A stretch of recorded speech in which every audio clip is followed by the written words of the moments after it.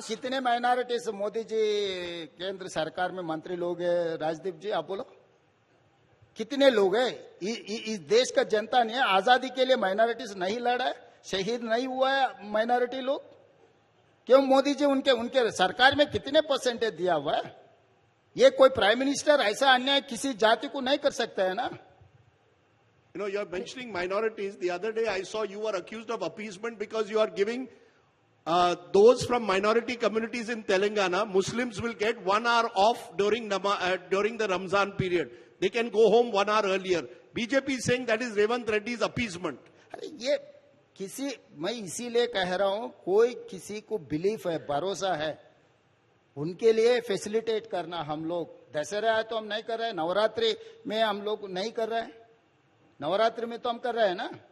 जब नवरात्रि में कर रहा है, जब तिरुपति हम जाने के लिए हम इंसेंटिव्स दे रहा है, जब मंदिर जाने के लिए हम लोग दे रहा है, इस देश में जो लोग है, हर जाति का जो पर्सनल बिलीफ है उसको रेस्पेक्ट करना फेडरल स्पिरिट है। तो वो फेडरल स्पिरिट हमने देने के लिए कोशिश कर रहा है। Hindus and Muslims, anyone, not even Hindu, Muslim, Christian, Sikh और कोई भी हो, इवन एंग्लो इंडियंस के लिए हम रिप्रेजेंटेशन दे 75 ईयर्स।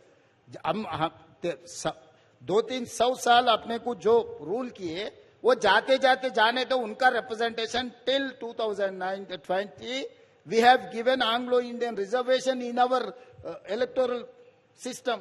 लोकसभा में उनका रिप्रेजेंटेशन था एंग्लो इंडियंस का, असेंबली में एंग्लो इंडियंस का रिप्रेजेंटेशन थे। Mr. Reddy, let me, you spoke about delimitation, where you said all South parties are together. But there is something that all South parties are not together, and that is the issue of the education policy, the 3-language policy. Now, Preeti ji, आप misquote मत करो। South parties are not intact. Entire South population is intact. BJP is not with us. The charge. Political party is not with us. Chandrababu Naidu has made a charge, Mr. Reddy, and he's saying the likes of you and the likes of Mr. Stalin are denying a sizable population in their state the right to learn, if they want, an optional right to learn a link language like Hindi, which will connect the North-South divide. तो कोई भाषा सीखने के लिए कोई जबरदस्ती करने का जरूरी नहीं है। कॉलेज में आपको ऑप्शनल लैंग्वेज फ्रेंच भी था, जर्मन था, संस्कृत था। अगर आप सीखना है तो कोई भी सीख सकता है। Hindi is largest speaking language, this is not national language. You try to understand my point. The largest speaking language is Hindi, followed by Telugu, followed by Bengal.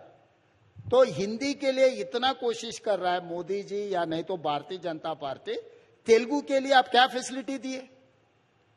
Civil exams में तेलुगु लैंग्वेज पूरा निकाल दे। Hindustan largest speaking language is Hindi, second largest speaking language is Telugu, third largest speaking language is Bengal. तो आप खाली हिंदी पकड़ कर हमारे सर पे डालने के लिए जो कोशिश कर रहा है, they are saying it's optional, but allow people to pick that option if they want to. Optional रहा तो किसी को दिक्कत नहीं है। मैं आज हिंदी में बोल रहा हूं, तो हिंदी तो मैं सीख कर बोल रहा हूं ना। तो ये आप जबरदस्ती हमारे पे मोर मारने के लिए कोशिश मत करो। वो खिलाफ है हम लोग। अभी कोई बिजनेस करने वाला इंग्लिश हम सीख लिए, this is not our own mother tongue, but just education for employment, for business, we are learning English. अगर वैसे कुछ हमारे लिए कुछ फायदा है हिंदी सीखने से, मुझे फायदा दिखा राजनीति में, हिंदी सीख लिए तो मैं आके टोक सकता हूं मोदी जी को।